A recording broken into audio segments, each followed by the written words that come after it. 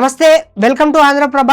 నేను మీ Rahul. Vikarabad Krishna railway line అభివృద్ధికి ప్రణాళికలు రూపొందించాలని దక్షిణ మధ్య railway general manager Arun Kumar జైన్కు ముఖ్యమంత్రి రేవంత్ రెడ్డి సూచించారు. ఈ నేపథ్యంలో సచివాలయంలో సీఎం రేవంత్ రెడ్డిని అరుణ్ కుమార్ జైన్ కలిసి రాష్ట్రంలో పెండింగ్లో ఉన్న రైల్వే లైన్ల అభివృద్ధి, కొత్త రైల్వే లైన్ల ఏర్పాటు గురించి చర్చించారు.